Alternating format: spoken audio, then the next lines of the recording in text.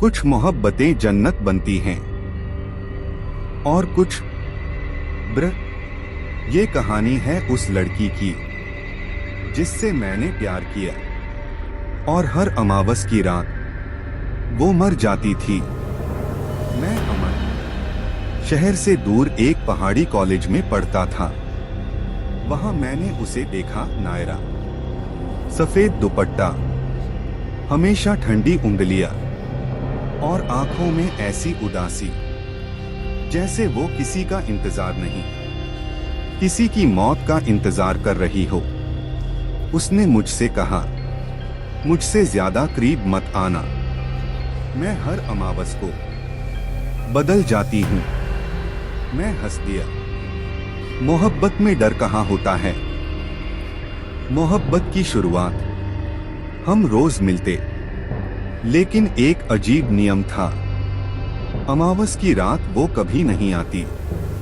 Phone बंद, hostel का कमरा अंदर से बंद। एक रात मैंने जिद की और हॉस्टल के बाहर गया। कमरे की खिड़की से एक परछाई दीवार पर रेंग रही थी और अंदर से आवाज, मत देखो अमन, अगर देख लिया तो मैं तुझे भी अपने साथ ले जाऊंगी। अमावस का सच। मैंने छुपकर देखा। कमरे के अंदर नायरा जमीन पर बैठी थी और उसकी रीढ़ उल्टी मुड़ रही थी। हड्डियों की आवाज, कचक-चक, मुंह से खून और आंखें पूरी काली। वो चिल्लाई, मुझे प्यार मत कर अमन, मैं जिंदा नहीं हूं। अगली सुबह वो बिल्कुल सामान्य थी और बोली, आज मैं मर गई थी।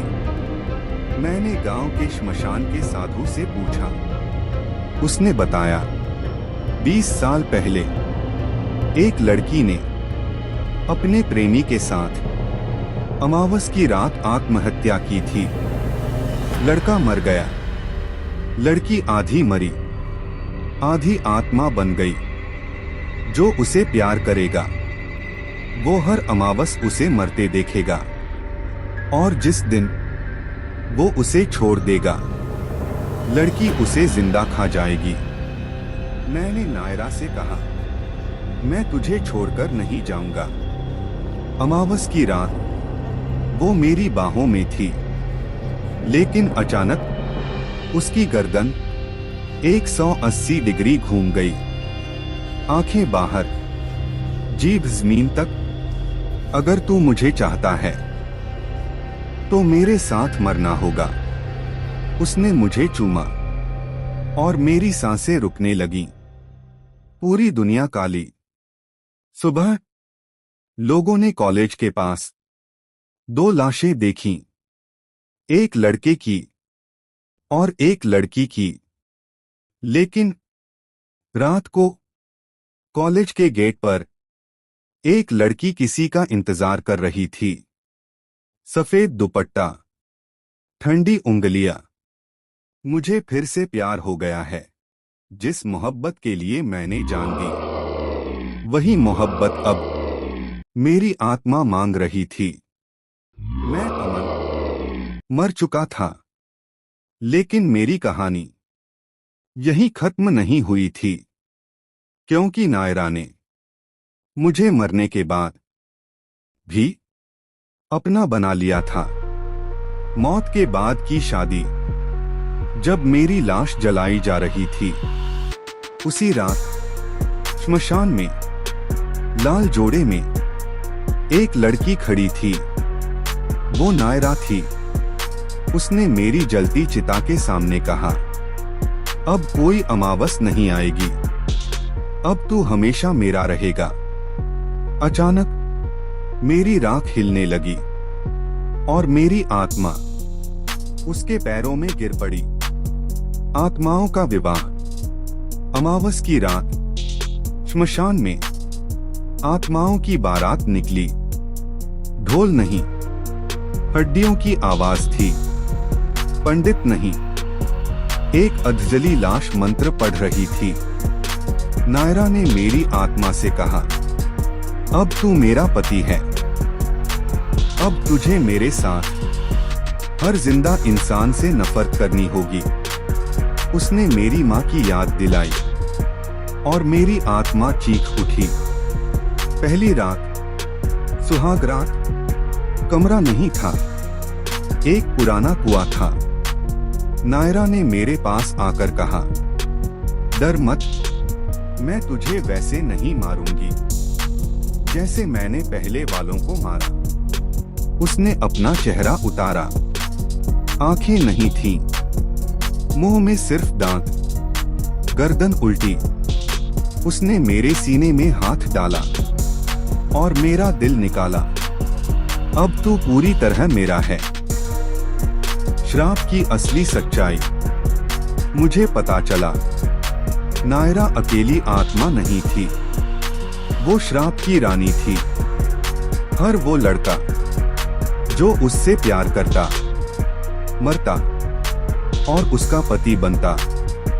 मैंने 27 शादियां की हैं अमन, और तू आखिरी नहीं है। हर पति की आत्मा कुएं के अंदर जंजीरों से बंधी थी। मैंने पहली बार उससे नफरत की। मैंने माँ का नाम लिया और जोर से चिल्लाया, जय माँ। नायरा तड़पने लगी, उसकी चमड़ी जलने लगी और वो चीखी, तू मुझे छोड़ नहीं सकता। मैंने जंजीर तोड़ी और कुएं से बाहर निकला। आखिरी बलि। लेकिन आज की अमावस सबसे खतरनाक थी। नायरा ने कहा, अगर तू गया तो किसी जिंदा लड़की को मेरी जगह लेनी होगी। और उसी पल एक नई लड़की कॉलेज के गेट पर खड़ी थी। सफेद दुपट्टा, ठंडी उंगलियां। सुबह कुएं से सिर्फ एक आवाज आई, अभी खत्म नहीं हुआ। और उस नई लड़की ने मुस्कुराकर कहा, मुझसे प्यार करोगे? कुछ मोहब्बतें मौत के बाद भी पीछा नहीं छोड़ती। PART 2 और भी दर्दनाक कहानी है। अगर वीडियो अच्छा लगे तो लाइक, कमेंट्स एंड शेयर जरूर करें।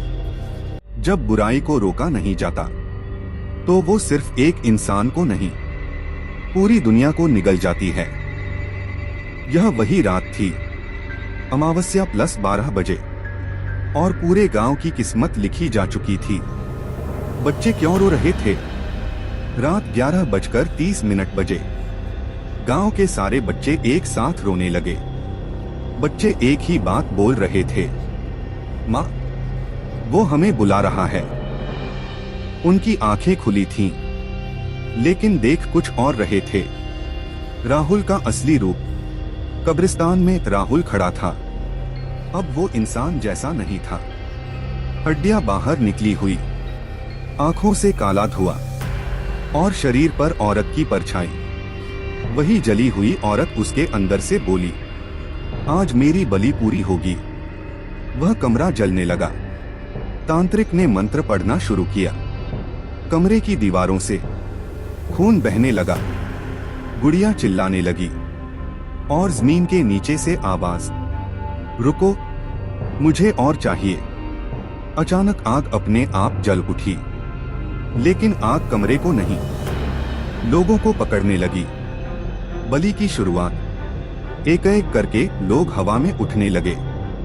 उनके मुंह से आवाज, बचा लो, लेकिन कोई आवाज बाहर नहीं गई। हर मौत के साथ राहुल और ताकतवर होता गया। आईने की सच्चाई।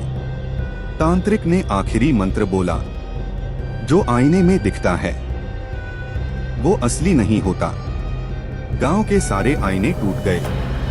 हर आईने में वही औरत कैद थी। वो सालों से लोगों की आत्माएं खा रही थी।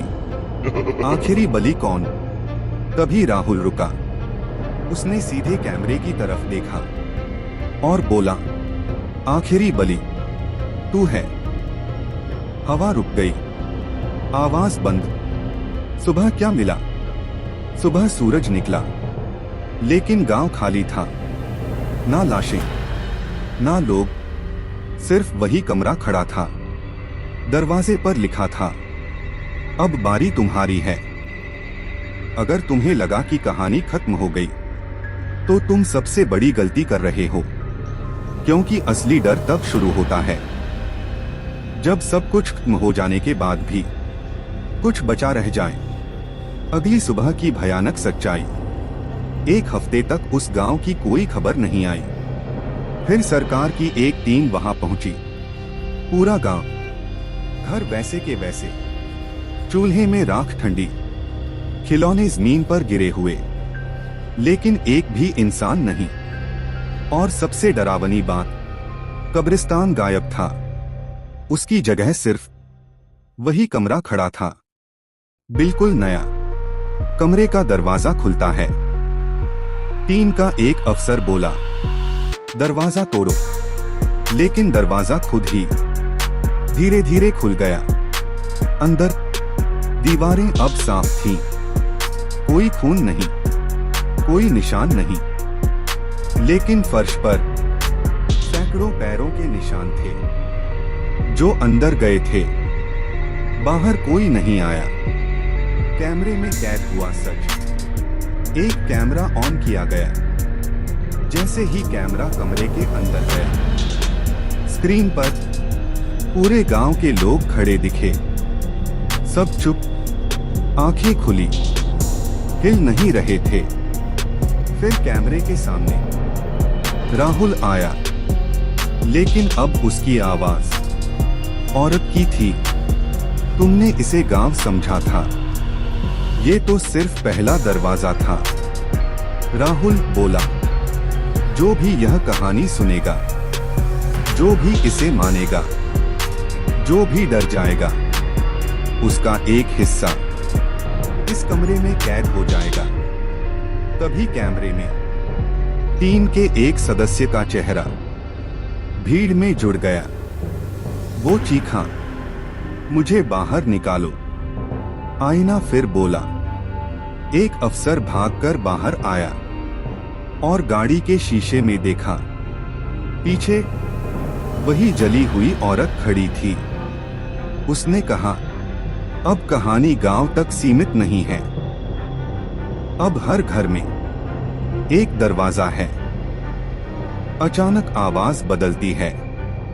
अगर तुम यह वीडियो रात 12 बजे देख रहे हो, अगर तुम्हारे कमरे में एक भी आईना है, तो समझ लो कमरा खुल चुका है।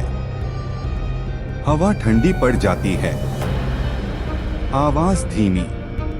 कैमरा धीरे धीरे उसी कमरे के अंदर जाता है। भीड़ में गांव वाले, तांत्रिक, बच्चे और अब एक नया चेहरा। तुम्हारा दरवाजा बंद,